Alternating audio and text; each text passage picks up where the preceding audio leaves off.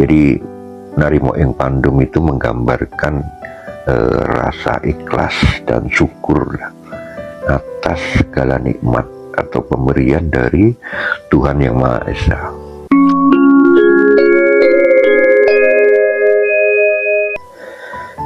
Teman-teman semua, kita jumpa lagi. Ada satu pitutur Jawa yang cukup dalam juga nilai filosofinya, yaitu narimo ing pandum. Apa sih yang dimaksud dengan narimo ing pandum?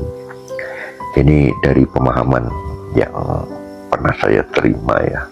Jadi narimo ing pandum itu menggambarkan rasa ikhlas dan syukur atas segala nikmat atau pemberian dari Tuhan Yang Maha Esa.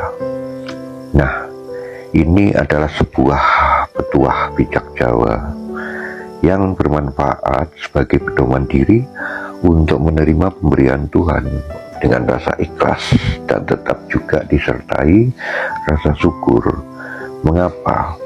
Ternyata nih simbah-simbah kita dulu, jadi nenek moyang kita dulu itu juga memahami bahwa dengan rasa syukur kepada Gusti Allah, bahasanya gitu, atau Tuhan Yang Maha Esa, maka Dia atau Tuhan Yang Maha Esa itu akan berkenan memberikan yang lebih di masa mendatang. Itu pemahaman-pemahaman dari nenek-nenek kita dulu lah, bahasanya gitu. Nah, apa sih hasil akhir dari ungkapan atau pitutur tadi narimo ing pandum?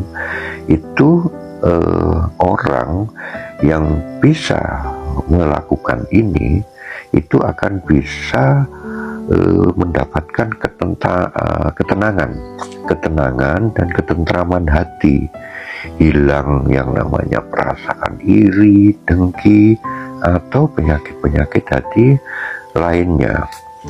Nah, berbicara tentang ungkapan rasa syukur itu, ternyata setelah saya paham itu ada dua yang menjadi inti.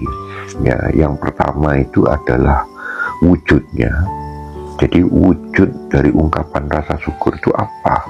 Yang umumnya kita ketahui adalah ucapan lewat lisan. Tapi ada juga itu ucapan yang dilakukan dengan hati, bahasanya gitu. Lalu yang berikutnya adalah tindakan. Jadi itu adalah wujud dari ungkapan rasa syukur.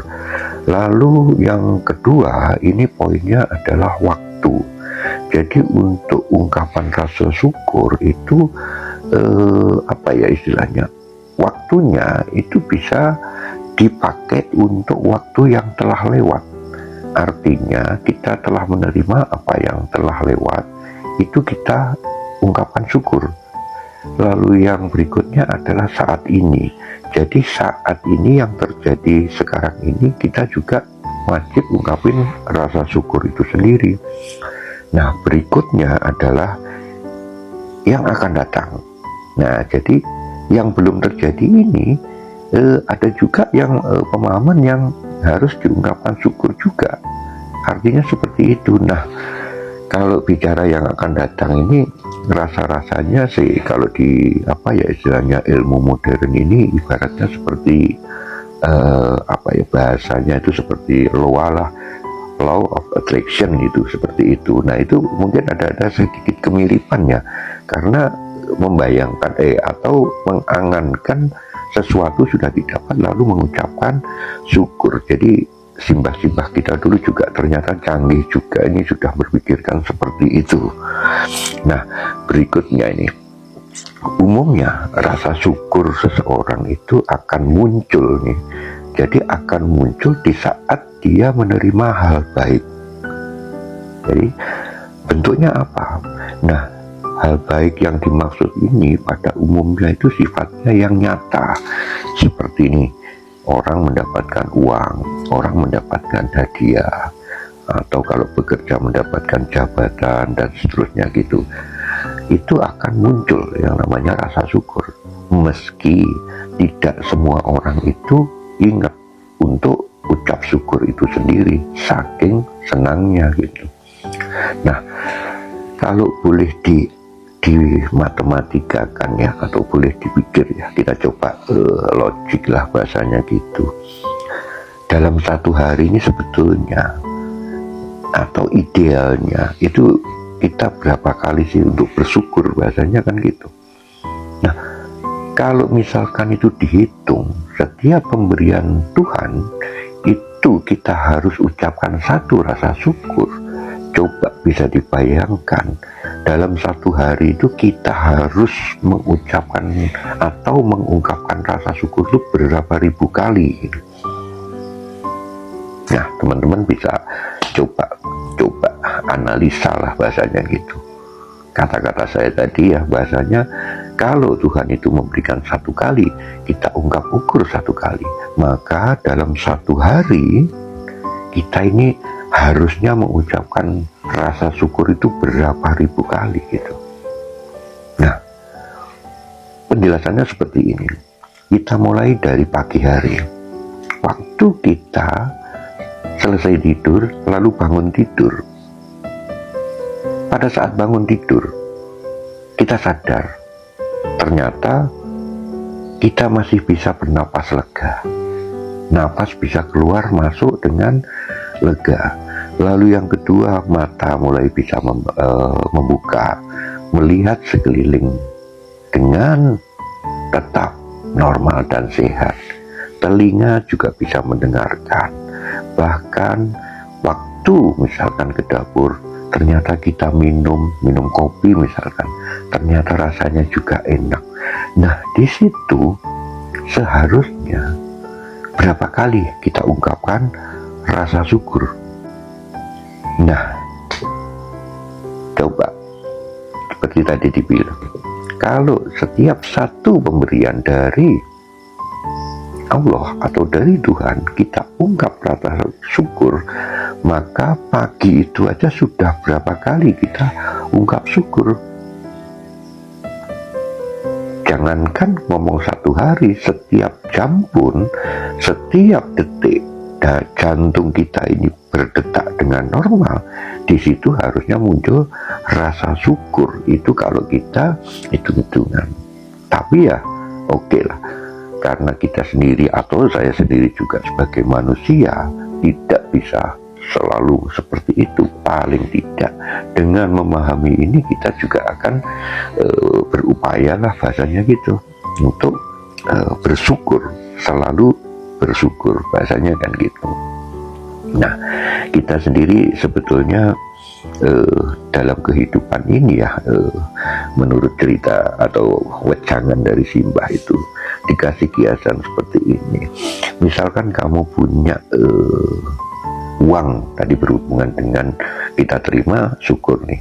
Kalau kamu terima uang 1 juta misalkan seperti itu, kira-kira apa ya yang kamu pikirkan? Misalkan seperti itu.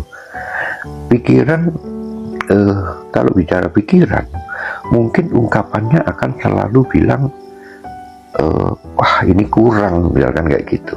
Sehingga apa? Itu akan menghilangkan yang namanya rasa syukur. Karena berpikiran ternyata itu selalu berharap lebih dan lebih lagi. Atau bahasanya itu mungkin berhubungan dengan keinginan. Jadi ingin ini dan seterusnya. Makanya berapapun nilainya nggak akan cukup.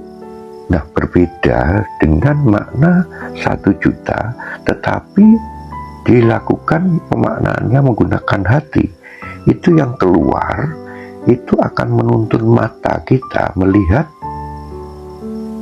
yang ada di bawah. Artinya, jangankan 1 juta, mungkin di sekitar kita banyak juga saudara-saudara kita yang 100.000 pun kadang tidak punya. Nah, disitulah mungkin akan sedikit berbeda.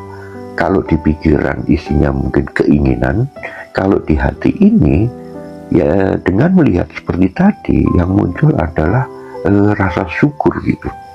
mensyukuri dengan nilai yang sama, yang dihasilkan akan berbeda. Nah, itu istilahnya semacam perbandingan aja. Nah, dampaknya apa? Kalau tadi berpikiran itu mungkin lebih ke arah keinginan, tapi kalau bicara dari hati, ini arahnya mungkin ke arah kebutuhan. Nah, padahal Tuhan atau Allah itu sudah cukup jelas bahwa Dia akan mencukupi kebutuhanmu dan bukan keinginanmu. Siapa yang bersyukur maka akan ditambah nikmatnya. Kita sendiri nih yang harus bisa memaknai, yang harus bisa memilah, dan yang harus bisa memutuskan akan bersikap seperti apa. Nah, namanya narimo ing pandum itu maknanya kalau dipikir tadi lumayan dalam juga ya. Jadi bahasanya adalah mengajarkan kita ini selalu ikhlas dan syukur. Nah, kalau kita bicara ikhlas sebetulnya ada juga nih nanti di berikutnya mungkin saya akan sampaikan ini yang namanya sabar ya. Karena orang ikhlas itu awalnya harus sabar dulu. Kalau nggak sabar, menurut saya juga nggak akan bisa ikhlas lah, bahasanya seperti itu. Karena ikhlas itu berbicara hati yang benar-benar sudah rasanya itu damai lah, bahasanya kan gitu. Tidak ada gejolak, itu orang baru bisa muncul yang namanya ikhlas. Teman-teman, mungkin itu ya gambaran sedikit ya, cerita ya, kurang lebihnya seperti itu. Benar atau salah ya mungkin teman-teman sendiri yang ini, tapi kembali lagi bahwa itu adalah pemahaman dari saya sendiri. Mudah-mudahan aja bisa bermanfaat buat teman-teman, dan kita jumpa nanti di info berikutnya tentang pitutur Jawa ya, yang berhubungan dengan jiwa, dengan harapan bisa istilahnya menambah pemahaman dan juga bisa dipakai salah satu pedoman dalam kehidupan. Salam